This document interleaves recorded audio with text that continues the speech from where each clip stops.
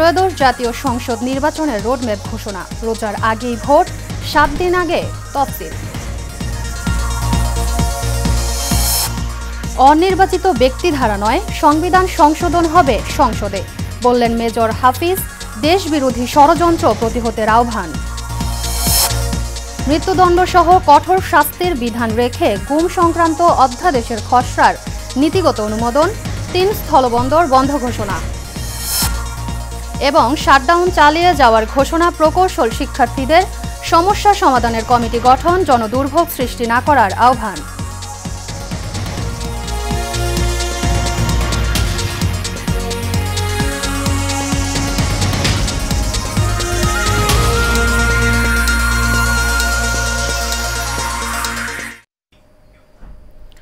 স্বাগত এশিয়ান নিউজে, আপনাদের সাথে আছি আমি মুক্তা ইসলাম। এতক্ষণ শুনছিলেন বিআরবি কেবল ইন্ডাস্ট্রিজ লিমিটেড সংবাদ শিরোনাম, এবারে বিস্তারিত। ত্রয়োদশ জাতীয় সংসদ নির্বাচনের রোডম্যাপ ঘোষণা করেছে নির্বাচন কমিশন। বৃহস্পতিবার দুপুরে আগারগাঁওয়ের নির্বাচন ভবনে এক সংবাদ সম্মেলনে সিনিয়র সচিব আক্তার আহমেদ এই রোডম্যাপ ঘোষণা করেন। তিনি বলেন, ত্রয়োদশ জাতীয় সংসদ নির্বাচনকে ঘিরে 24টি পরিকল্পনা নেওয়া হয়েছে। রোজার আগেই নির্বাচনের সিদ্ধান্ত নেওয়া হয়েছে জানিয়ে আক্তার আহমেদ বলেন, ভোটের 7 দিন আগেই তফসিল ঘোষণা করা হবে।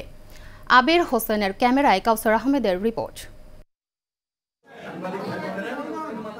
ত্রয়োদশ জাতীয় সংসদ নির্বাচন সুষ্ঠুভাবে সম্পন্ন করার লক্ষ্যে নির্বাচনের রোডম্যাপ ঘোষণা করেছে নির্বাচন কমিশন ইসি। আনুষ্ঠানিক সংবাদ সম্মেলনে এসব কথা জানান নির্বাচন কমিশনের সিনিয়র সচিব আক্তার আহমেদ।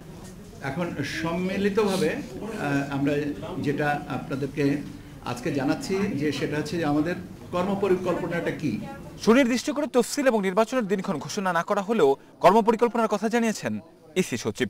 জানান, আগামী সেপ্টেম্বরের শেষ সপ্তাহ থেকে রাজনৈতিক দল সহ অংশীদারদের সঙ্গে সংলাপ শুরু করবে তারা, যা চলবে অক্টোবর পর্যন্ত। তফসিল সম্পর্কে যেটা আছে সেটা বলা হচ্ছে যে আমরা চেষ্টা করছি যে ভোট গ্রহণের তারিখের 60 দিন আগে আমরা তফসিল ঘোষণা করব।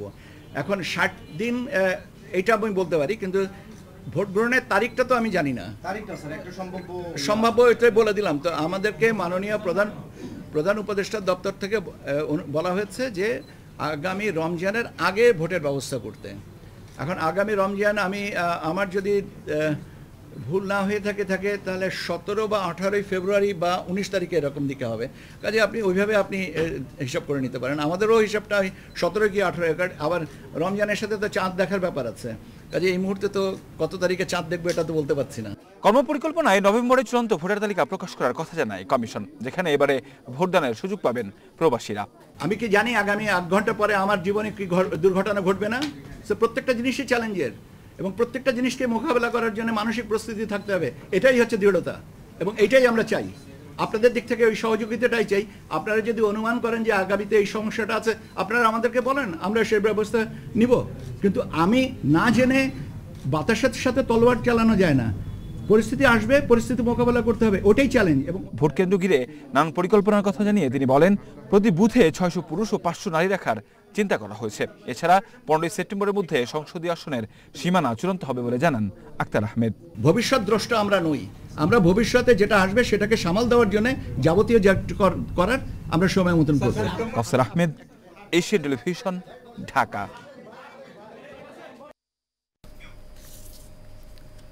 বিএনপির স্থায়ী কমিটির সদস্য মেজর হাফিজ উদ্দিন আহমেদ বলেছেন, অনির্বাচিত ব্যক্তি দ্বারা নয়, সংবিধান সংশোধন হবে সংসদে।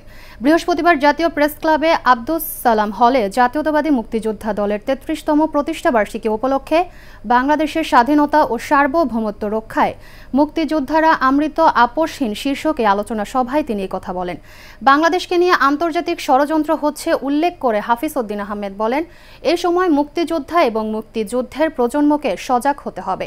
তিনি আরও বলেন, পিআর পদ্ধতির কথা বাংলাদেশের মানুষ চিনেই না।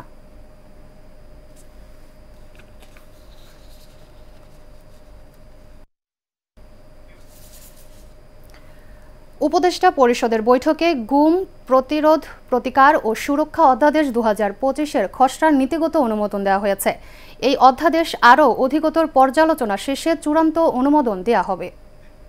বৃহস্পতিবার বিকালে রাজধানীর ফরেন সার্ভিস একাডেমিতে প্রেস ব্রিফিংয়ে এই কথা জানান প্রধান উপদেষ্টার প্রেস সচিব শফিকুল আলম। তিনি বলেন, গুম সংক্রান্ত অধ্যাদেশ, মৃত্যুদণ্ড সহ কঠোর শাস্তির বিধান রাখা হয়েছে। এছাড়া সীমান্ত এলাকায় 3টি স্থলবন্দর বন্ধ ঘোষণা করা হয়েছে। এই বন্দরগুলোতে কোনো বাণিজ্য হয় না, ফলে সরকারের অতিরিক্ত খরচের বোঝায় পরিণত হয়েছিল।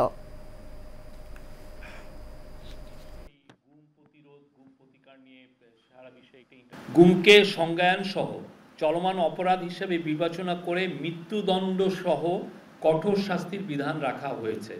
গোপন আটক কেন্দ্র স্থাপন বা ব্যবহারকে শাস্তিযোগ্য অপরাধ ঘোষণা করা হয়েছে। জাতীয় মানবাধিকার কমিশনকে গুম সংক্রান্ত অভিযোগ গ্রহণ ও তদন্তের ক্ষমতা প্রদান করা হয়েছে।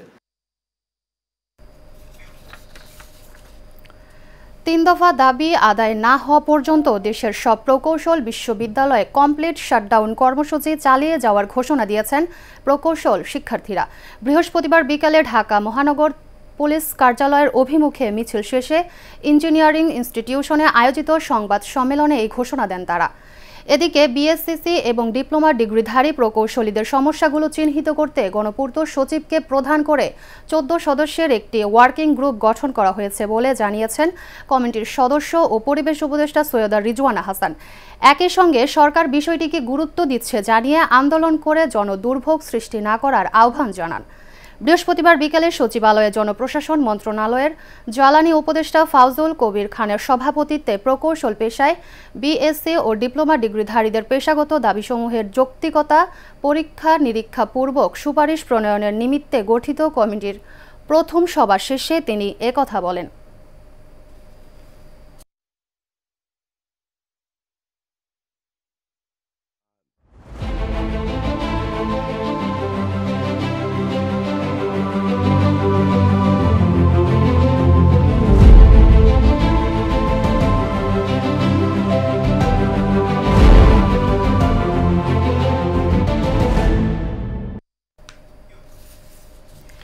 এবার এনএসএর নিবেদিত news story of the week. সারা দেশে বিভিন্ন বয়সী মানুষের মধ্যে এখন ইনফ্লুয়েঞ্জা জ্বরের প্রকোপ চলছে। শিশু থেকে প্রাপ্তবয়স্ক সব মানুষ এই জ্বরে আক্রান্ত হচ্ছেন। বিশেষজ্ঞরা বলছেন, করোনা, ডেঙ্গু, চিকুনগুনিয়া ও মৌসুমি জ্বরে আক্রান্ত হচ্ছে বেশিরভাগ মানুষ। তাই জ্বর হলে অবহেলা না করে দ্রুত চিকিৎসকদের শরণাপন্ন হওয়ার পরামর্শ তাদের। এদিকে স্বাস্থ্য অধিদপ্তরের পরিচালক ডাক্তার ABM আবু হানিফ জানান, পরিস্থিতি মোকাবেলায় পদক্ষেপ নিচ্ছে সরকার। বিস্তারিত নূর মোহাম্মদ ভুইয়ার রিপোর্টে। সারা দেশে ঘরে ঘরে জ্বর, সর্দি, কাশিতে আক্রান্ত হচ্ছে মানুষ। জ্বরের তীব্রতায় শরীরের ব্যথায় কাহিল অবস্থা রোগীদের। জ্বর এলেই করছেন ডেঙ্গু টেস্ট, নেগেটিভ হলেই চিকুনগুনিয়া নয়তো করোনা। টেস্টে এসব ভাইরাস নেগেটিভ হলেই মৌসুমি জ্বর ধরে চিকিৎসা দিচ্ছেন চিকিৎসকরা। বিশেষজ্ঞরা বলছেন, করোনা, ডেঙ্গু, চিকুনগুনিয়া, টাইফয়েড ও মৌসুমি জ্বরে আক্রান্ত হচ্ছে বেশিরভাগ মানুষ। রোগ কিন্তু সময়ের সাথে মিলিয়ে দেখা যাচ্ছে যে রোগের লক্ষণগুলো পরিবর্তিত হয়। সুতরাং আমরা স্থায়ীভাবে সুনির্দিষ্টভাবে কখনোই বলতে পারি না যে এই লক্ষণগুলো হলেই এটা করোনা, এই লক্ষণগুলো হলে এটা চিকুনগুনিয়া, এই লক্ষণগুলো হলে এটা জিকা ভাইরাস দিয়ে হয়েছে, এই কথাগুলো আমরা বলতে পারি না। তথাপিও সাধারণভাবে আমরা ধরে নিই যেটা, সেটা হলো যে যদি দেখা যাচ্ছে জ্বরের সাথে কাশি আছে, গলা ব্যথা আছে, সর্দি জ্বরের লক্ষণগুলো আছে, মুখের স্বাদ কমে যাচ্ছে, এই জিনিসগুলো করোনা ভাইরাসের লক্ষণের সাথে চলে যায়। এসব রোগ থেকে মুক্তি পেতে পরামর্শ দেন স্বাস্থ্য অধিদপ্তরের পরিচালক ডক্টর ABM আবু হানিফ।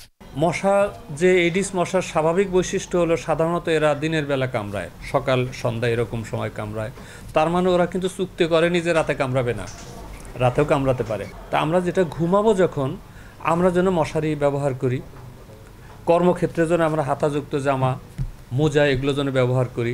জ্বরের উপসর্গ দেখা দিলেই আতঙ্কিত না হওয়ার পরামর্শ এই চিকিৎসকের। আমরা আতঙ্কগ্রস্ত না হয়ে প্রথম একটা সাধারণ ডাক্তার দেখবার নিজেরা চেষ্টা করে বোঝার জন্য যে এটা কি আসলে ডেঙ্গু বা চিকুনগুনিয়া নাকি সাধারণ একটা ভাইরাস জ্বর, এটা বোঝার জন্য প্রথম রেশ হইতে পারে। তো এইগুলো কোনোটাই কোনো খারাপ না। সাধারণ প্যারাসিটামল জ্বরের ওষুধ খেলেই ভালো হয়ে যায়।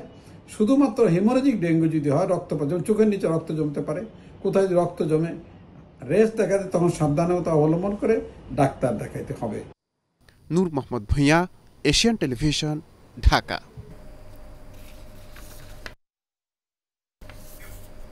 এবার ভিন্ন প্রসঙ্গ।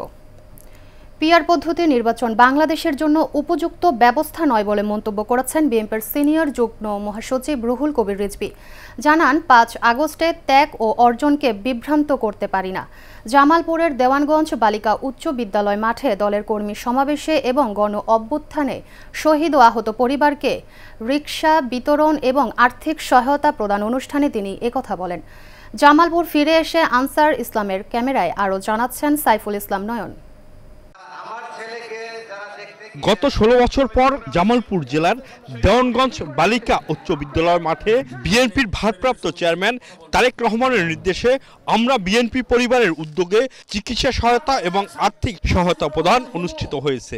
এ সময় বক্তারা বলেন, তারেক রহমানের নির্দেশে বিএনপি পরিবার সারা দেশের মানুষের কল্যাণে কাজ করে যাবে। জনাব তারেক রহমানের নির্দেশে আমরা বিএনপি পরিবার ছুটে চলেছি বাংলাদেশের টেকনাফ থেকে তেঁতুলিয়া, রূপসা থেকে পাথুরিয়া পর্যন্ত। আমাদের প্রত্যেকেরই কাজ এবং দায়িত্ব হচ্ছে আমাদের পাশে যার যেখানে যা প্রয়োজন আমাদের সাধ্যমতো আমাদের সহায়তা দিয়ে, সেটা সবসময় শুধু আর্থিক হবে এমন কোনো কথা নেই। এটা মানবিক সহায়তা হতে পারে, আমাদের প্রত্যেকের প্রতি সহানুভূতি সহমর্মিতার একটা সহায়তা হতে পারে। জনাব তারেক রহমানের নেতৃত্বে সারা বাংলাদেশে নিপীড়িত মানুষ এবং আহত নিহত পরিবার সর্বদাই আমাদের দল যদি সরকার গঠন করে সর্বদাই তাদের পাশে যাতে থাকবে এবং আমাদের নিপীড়িত মানুষের পাশে থেকে তিনি মানবিকতার পরিচয় দিবেন। অনুষ্ঠানের প্রধান অতিথি রুহুল কবির রিজভী বলেন, ফ্যাসিস্ট শেখ হাসিনার দমনমূলক সরকারের অধীনে মানুষ 16 বছর ধরে নিপীড়ন সহ্য করেছে, যাদের বেশিরভাগই বিএনপি পরিবারের সদস্য। 16 বছর শেখ হাসিনার নিপীড়ন, নির্যাতন, মিথ্যা মামলা আর একটা ভাঙা ধ্বংসস্তূপ কারাগারের মধ্যে বেগম খালেদা জিয়াকে সেইখানে বন্দী করে রাখা হলো। তারপরেও কিন্তু তাকে টলানো যায়নি তার নীতি থেকে। যে দৃষ্টান্ত স্থাপন করে যাচ্ছেন সেটি আমাদের অনেকের কাছেই অনুকরণীয়। বিকেলে উপজেলা বিএনপি কর্মী সভা অনুষ্ঠানে বক্তারা বলেন, দেশনায়ক তারেক রহমানের নির্দেশে নিপীড়িত মানুষের পাশে থাকবে বিএনপি। সাইফুল ইসলাম নয়ন, এশিয়ান টেলিভিশন, ঢাকা। পাবনায় জুলাই আন্দোলনে ছাত্র হত্যার সাথে জড়িত চিহ্নিত আওয়ামী সন্ত্রাসীদের গ্রেপ্তার ও বিচারের দাবিতে মানববন্ধন করা হয়েছে। পাবনা শহরের ব্যস্ততম আব্দুল হামিদ সড়কের শহীদ চত্বরে জুলাই আন্দোলনে ছাত্র জনতার ব্যানারে অনুষ্ঠিত মানববন্ধনে বক্তব্য রাখেন বৈষম্যবিরোধী ছাত্র আন্দোলন পাবনার সাবেক আহ্বায়ক বরকতুল্লাহ ফাহাদ। এছাড়াও উপস্থিত ছিলেন SM হাবিবুল্লাহ, মামুন আল হাসান, আসিফ আহমেদ, আবদুল্লাহ আল মামুন, আবদুল্লাহ কবির, তন্ময় সহ আরও অনেকে।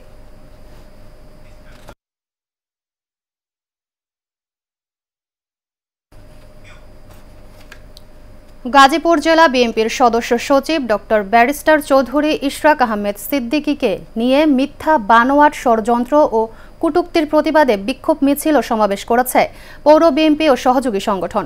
পৌরসভার 7 নম্বর ওয়ার্ড বিএনপির আয়োজনে পল্লী বিদ্যুৎ ঢাকা টাঙ্গাইল মহাসড়কে এই কর্মসূচির আয়োজন করা হয়। সমাবেশে বক্তব্য রাখেন পৌর বিএনপির সাবেক সাংগঠনিক সম্পাদক রেজবি আহমেদ দুলাল, পৌর বিএনপির যুগ্ম আহ্বায়ক মান্নান দেওয়ান, পৌর বিএনপির আহ্বায়ক সদস্য সৈয়দ আলী মাতব্বর সহ অন্যান্যরা।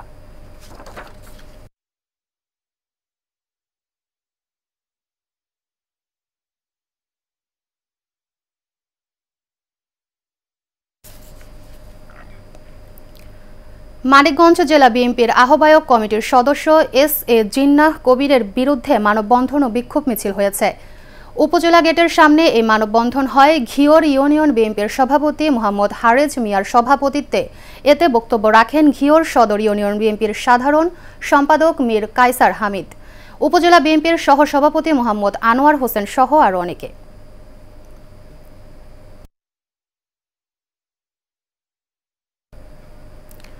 বর্ষার স্নিগ্ধতায় নতুন রূপে সেজেছে নওগাঁর বদলগাছির হর্টিকালচার সেন্টার।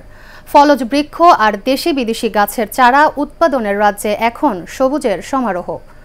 নওগাঁর এই হর্টিকালচার সেন্টার বর্ষার শুরু থেকেই যেন নতুন এক প্রাণের স্পর্শ লেগেছে। লাল, হলুদ, কমলা, বেগুনি ও সাদা রঙের ফুলে ঢেকে গেছে পুরো হর্টিকালচার চত্বর। শোভাবর্ধন গাছ দিয়ে তার সঙ্গে আলপনায় সাজানো হয়েছে পথ। হর্টিকালচার সেন্টারের প্রধান কর্মকর্তা নাসরুল মিল্লাত বলেন, এখানে যারা আসেন তারা শুধু সবুজ প্রকৃতি দেখেই যান না, বরং এখানকার উৎপাদিত চারা নিয়ে যান।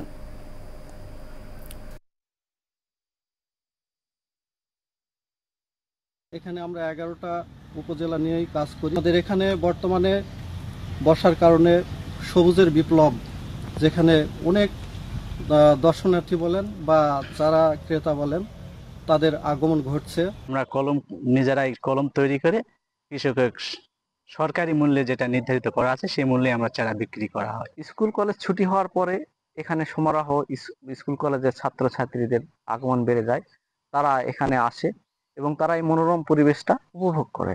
আমি হর্টিকালচারে আসছি, বদল গাছিতে দুটো চারা কিনছি, সরকারি সুলভ মূল্যে পেয়েছি। এখানে চারা মানসম্মত চারা পাওয়া যায়। মানুষের চাহিদা, মনের খোরাক যোগায়, সে সকল বিষয়গুলো আমরা মাথায় নিয়ে হর্টিকালচার সেন্টারকে আমরা ঢেলে সাজিয়েছি। টাঙ্গাইলের মির্জাপুরে গরু ও ছাগলের ভ্যালু চেইন সিগনেচার প্রোগ্রামের আওতায় বার্ষিক CAVU সম্মেলন হয়েছে। বাসতলী ইউনিয়নের BTRCর সম্মেলন কক্ষে এই সভা হয়। অনুষ্ঠানটি বাস্তবায়ন করে বাসা ফাউন্ডেশন আর সহযোগিতা করে হেইফার ইন্টারন্যাশনাল বাংলাদেশ। এতে সভাপতিত্ব করেন বাসা ফাউন্ডেশনের প্রকল্প সমন্বয়কারী মোহাম্মদ নজরুল ইসলাম। প্রধান অতিথি ছিলেন জেলা প্রাণী সম্পদ কর্মকর্তা মোহাম্মদ শহীদুল আলম। বিশেষ অতিথি ছিলেন জেলা কৃত্রিম প্রজনন কেন্দ্রের উপপরিচালক মোহাম্মদ নুরুল ইসলাম সহ অনেকে।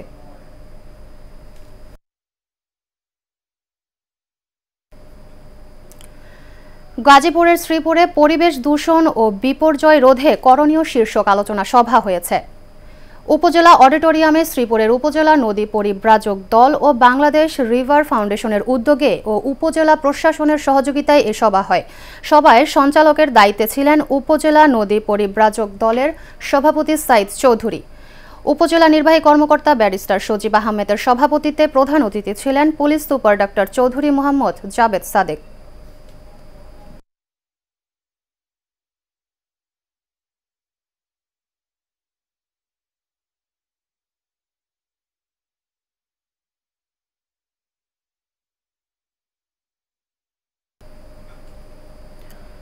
ফরিদপুরের সদরপুরে সরকারি জমি দখলের অভিযোগ উঠেছে সাবেক ইউনিয়ন ভূমি কর্মকর্তা নিলয় রঞ্জন সরকারের বিরুদ্ধে। স্থানীয়দের অভিযোগ, উপজেলার চরবিষ্ণুপুর ইউনিয়নের খেজুরতলা এলাকায় 152% জমির মধ্যে তিনি প্রায় 8 থেকে 10% জমি দখল করে দোকান ঘর নির্মাণ করছেন। জমিটি সরকারি রাস্তার জন্য বরাদ্দ, কিন্তু নিলয় রঞ্জন সেখানে দোকানপাট তুলে ভাড়া দিয়ে টাকা আয় করছেন। এতে সরকারি সম্পত্তি ক্ষতিগ্রস্ত হচ্ছে।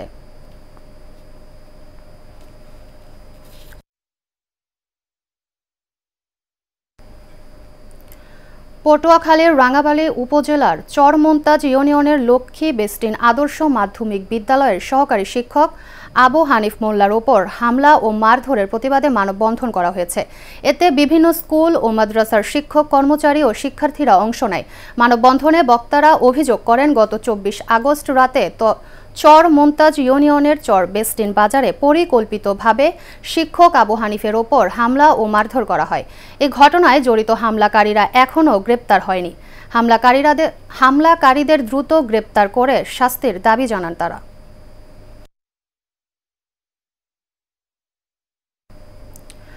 নরসিংদীতে বিদেশে থাকা অবস্থায় এক প্রবাসীর স্ত্রীকে অন্যত্র বিয়ে দেওয়ার অভিযোগ উঠেছে। সদর উপজেলার শিলমান্দি ইউনিয়নের বাসিন্দা শফিক ভুইয়া দীর্ঘদিন ধরে প্রবাসে থাকেন। সেই সুযোগে স্ত্রীর পরিবার জোর করে নিয়ে তাকে অন্য জায়গায় বিয়ে দিয়ে দেন। তাদের দাম্পত্য জীবনে রয়েছে 4 বছরের এক সন্তান।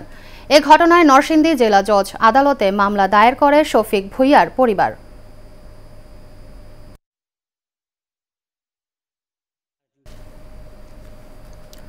রাজধানীর ফার্মগেট পশ্চিম রাজাবাজার এলাকায় দেয়াল চাপায় নিহত আবুল হোসেনের জন্য দোয়া ও মিলাদ মাহফিল হয়েছে।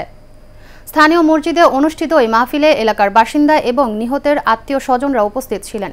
এ সময় তার বড় ছেলে জানান, আবুল হোসেন দীর্ঘদিন ধরে রিয়াজ উদ্দিন আহমেদের বাসায় কেয়ারটেকার হিসাবে কাজ করে আসছিলেন। গত শনিবার বাসায় কাজ করতে গিয়ে দেয়ালে চাপায় পড়ে তিনি মারা যান।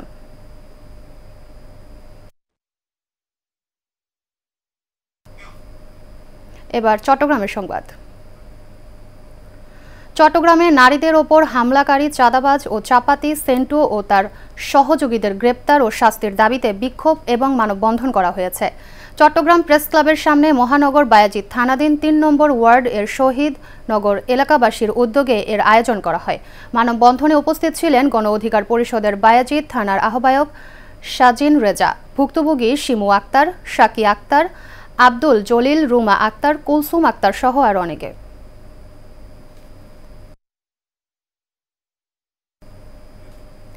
বাংলাদেশ জাতীয় মৎস্যজীবী সমবায় সমিতি লিমিটেডের ৫১তম বার্ষিক সাধারণ সভা হয়েছে। অনুষ্ঠানে মোল্লা শামসুর রহমানের সভাপতিত্বে ও মৎস্যজীবী সমবায় সমিতির ডিজিএম আমির হোসেনের পরিচালনায় এতে প্রধান অতিথি ছিলেন বিভাগীয় সমবায় যুগ্ম নিবন্ধক মোহাম্মদ দুলাল মিয়া।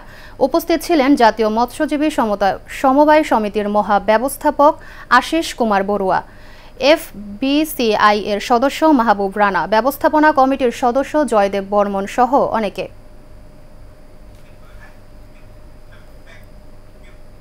এবার বাণিজ্য সংবাদ। অগ্রণী ব্যাংক PLC বোর্ড শাখার ব্যবস্থাপক মোহাম্মদ কামাল উদ্দিনকে বদলিজনিত বিদায় সংবর্ধনা অনুষ্ঠান হয়েছে। বোর্ড বাজার শাখার সকল সম্মানিত গ্রাহকদের উদ্যোগে এই বিদায় সংবর্ধনার আয়োজন করা হয়। অনুষ্ঠানে বিশেষ অতিথি হিসাবে উপস্থিত ছিলেন শহর বানু এবং সম্মানিত গ্রাহক খোদেজা বেগম সহ অত্র শাখার অন্যান্য সম্মানিত গ্রাহকবৃন্দ।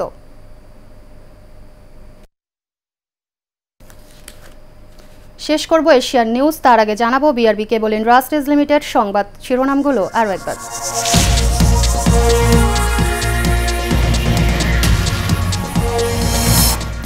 ত্রয়োদশ জাতীয় সংসদ নির্বাচনের রোডম্যাপ ঘোষণা, রোজার আগেই ভোট, 60 দিন আগে তফসিল।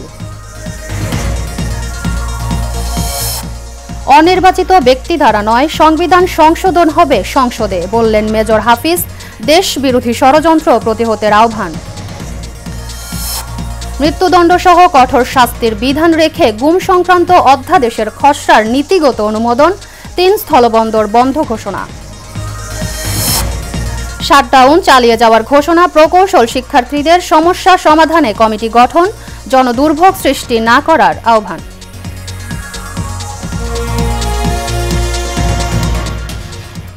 এশিয়ান নিউজ এই পর্যন্তই। পরবর্তী সংবাদ দেখার আমন্ত্রণ রইল। খোদা হাফেজ।